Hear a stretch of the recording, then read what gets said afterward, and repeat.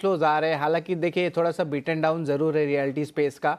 लेकिन जिस तरह अभिषेक थोड़ी देर पहले बता रहे थे कि अगर रेट कट्स पहले आ जाते फेस्टिव सीज़न में, तो थोड़े अच्छे हाउसिंग लोन्स और एक अच्छी मोमेंटम देखने मिल सकती है, क्योंकि लॉन्चेस के तो अनाउंसमेंट्स आने लगे हैं। 1 से 2 हफ्ते में आपको बड़े अनाउंसमेंट्स देखने मिलने वाले हैं।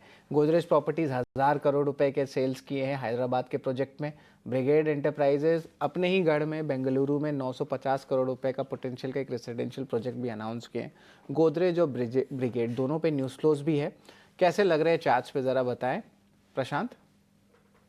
तो यहाँ पे शरद जी, इस स्पेस में जो स्टॉक मुझे इनफैक्ट जो मैं ट्रैक कर रहा हूँ वो होगा ओबेरॉय रियल्टी। यहाँ पे अगर हम देखें तो 20 डे एवरेज को क्रॉस करने के बाद वहाँ एक अच्छी डिप आई थी और पिछले हफ्ते के आखिरी सेशन में क्लियरली लोअर लेवल्स पे बहुत स्ट्रांग बाइंग आई थी। मेरी सलाह होगी यहाँ पे 1630 के नीचे करीबन 1625 के आसपास स्टॉप लॉस रख के बाय कर सकते हैं और यहाँ से मैं टारगेट एक्सपेक्ट कर रहा हूँ करीबन 1700 से लेके 1720 1720 के आसपास। जहां तक गोदरेज प्रॉपर्टीज की बात है तो यहाँ मुझे लगता है कि करीबन 2070 2075 ये एक रेजिस्टेंस जोन है। एक बार इसके ऊपर क्लोज हो जाए तब हम कंफर्टेबली एक बाइंग जोन में जा सकते हैं। सो मेरे लिए ये वॉच लिस्ट में रहेगा for close about 2075 spot level. Real estate basket पर ये एक टेक इस वक्त हमें मिलता हुआ, लेकिन ब्रोकरेजेस की रिपोर्ट्स में लेबोरेटरी स्पेस से जुड़े कुछ ब्रोकरेज रिपोर्ट्स भी देखने को मिले। In fact brokerage reports ITC hotels, Divi's laboratories, Cohance life पर थे। और एक राय आपसे जानना चाहूँगी सौमिल, डिविज लेबोरेटरीज पर होल्ड से अपग्रेड के खरीदारी के इनफैक्ट कन्वेक्शन बढ़ाया है जेफरीज की इस रिपोर्ट ने डिविज लेबोरेटरीज में, और लक्ष्य जो है पहले 6750 के थे उन्हें भी बढ़ाकर अब 7150 के कर दिए गए हैं। कन्विक्शन है, हमने फ्राइडे सेशन में भी ऑलमोस्ट 2% के गेंस के साथ इस स्टॉक में ट्रेंड देखा था। आपकी राय क्या होगी डिविज लेबोरेटरीज पर?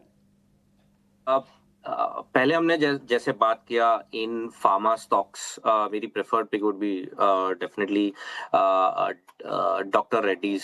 सिप्ला भी बहुत अच्छा कर रहा है। इनफैक्ट जो बायोकॉन है, बायोकॉन ने भी अच्छा करेक्शन देके फिर से ऊपर की तरफ रुक किया है। Similar is Davis lab. Davis lab में भी एक बहुत अच्छी रैली हमने देखी from the lows of around 4900 और ऊपर में 7000 के लेवल्स देखे।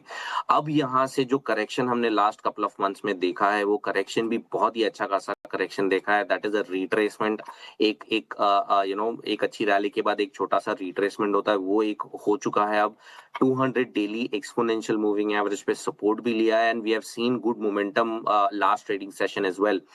यहाँ से high top high bottom formation बनना शुरू हुआ है। I think the next level to watch out would be as resistance और शॉर्ट टर्म टारगेट दोनों ही बन सकते हैं, दैट इज 6360। अब यहाँ से मुझे लगता है कि मीडियम टर्म आउटलुक में भी एक पोजीशन ले सकते हैं with a stop loss of 5900 के आसपास। यहाँ पर एक स्टॉप लॉस लगा के मुझे लगता है एक पोजिशनल ट्रेड बनता है। पहला टारगेट डेफिनेटली जो मैंने कहा अराउंड 40 डेली मूविंग एवरेज के आसपास, दैट इज 6360, और उसके ऊपर अगर टिक जाता है तो मुझे लगता है कि ऊपर में 6700 तक जा सकता है। तो यहाँ पर एक पोजिशनल ट्रेड डेफिनेटली बनती है। चलिए, पोजिशनल ट्रेड तो बनता है ब्रोकर